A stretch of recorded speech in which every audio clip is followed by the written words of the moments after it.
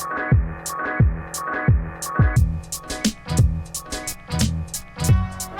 everybody, welcome to Claudia Woodworks. My name is Jeff, and today we're going to be reviewing this guy right here. This is the Ridgid 2 horsepower fixed base router, not the compact router. This is the fixed base router. And I'm going to show you what's inside the box. I'm going to show you what comes inside the packaging. We're going to do a specs list on it, and we're going to go over pros and cons and an overall rating. But before that, just in the spirit of transparency, I've said this before in my other review videos, Ridgid sent these to me along with the other stuff to review, and so that's what I'm doing here. But just so you know, full transparency, they're not paying for this video, they're not sponsoring this video, they didn't ask me to say anything in particular. This is all going to be my opinion with my experience on this router. So, this is the box here, as you can see. Nothing special about it, just a box, really good, but we don't need it, so just toss it over there.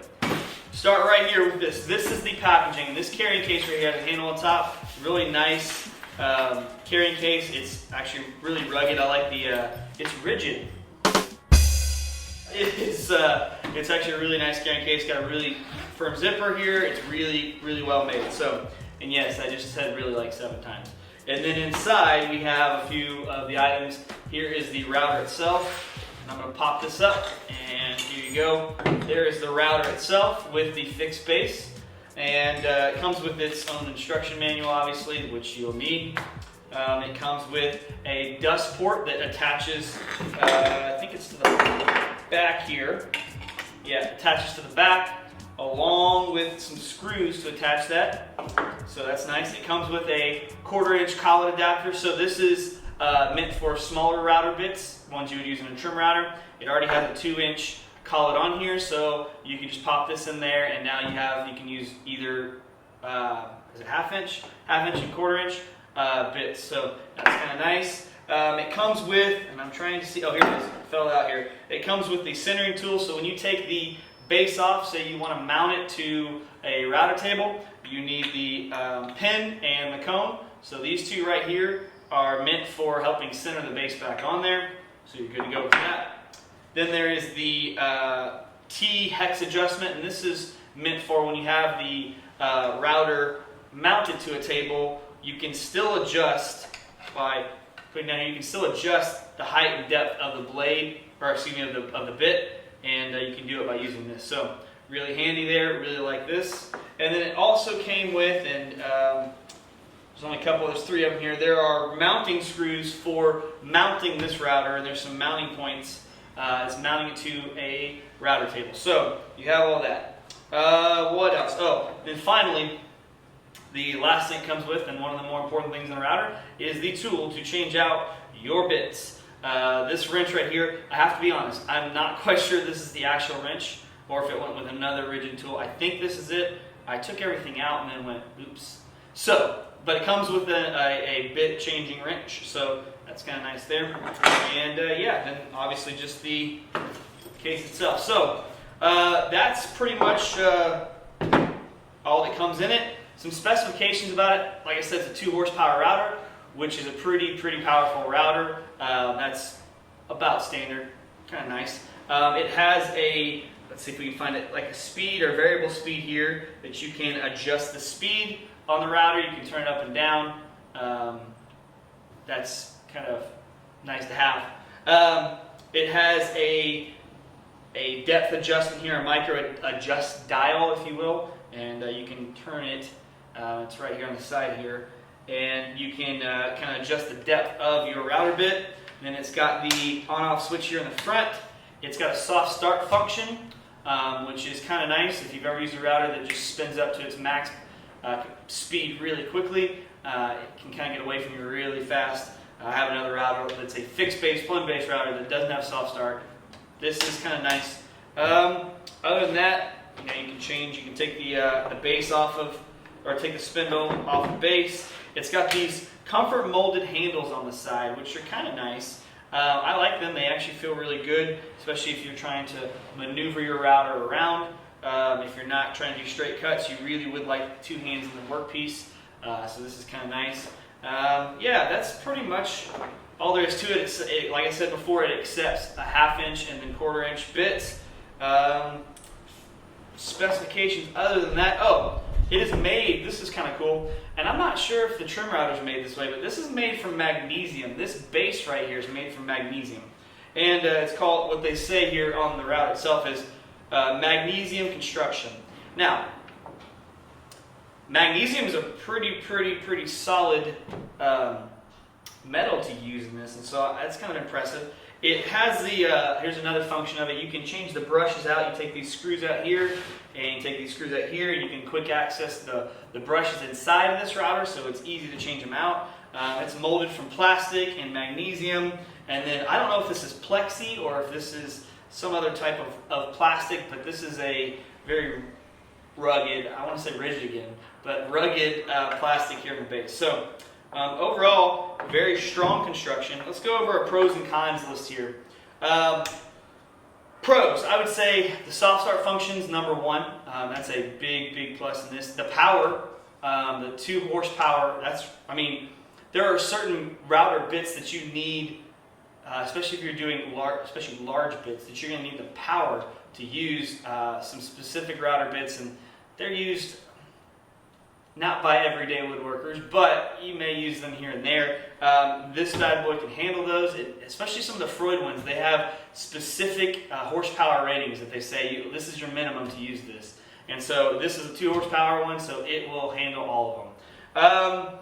Some pros. I do like that you can access the brushes on either side here of the router. That's kind of a nice feature. If they do start wearing out, you can adjust them. You can clean out inside there. That's kind of nice. The micro adjust dial is really nice. It's actually really fluid. I've been really impressed with it itself.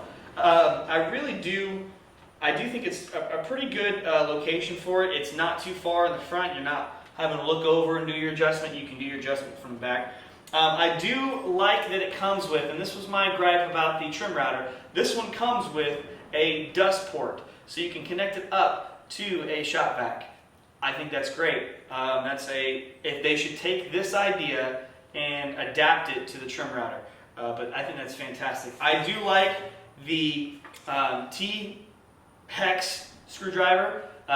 This is one of those routers that I think I'm going to be mounting upside down in a router table, and so to know that this is there, that I can access the depth adjustment without taking the router off of the table itself, I think it's fantastic. It's really easy to do. I can make the micro adjust this way, and honestly, you should be setting your depth, if you're doing your actual full depth, with back here. You shouldn't be using the micro adjust dial, but to make, I think it's 30 seconds or 64ths of an inch changes. So overall, this is a really good router.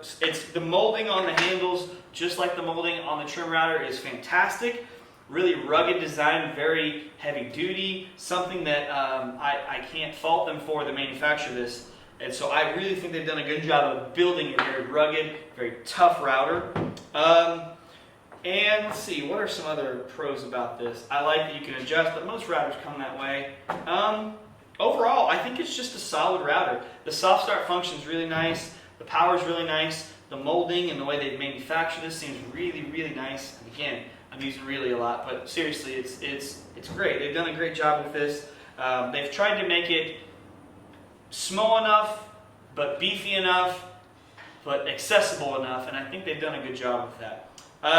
Some cons about this router. So I'm going to nitpick here because I have a fixed base and a plunge base router. It's a combo router. So it came with a fixed base and it came with a plunge base.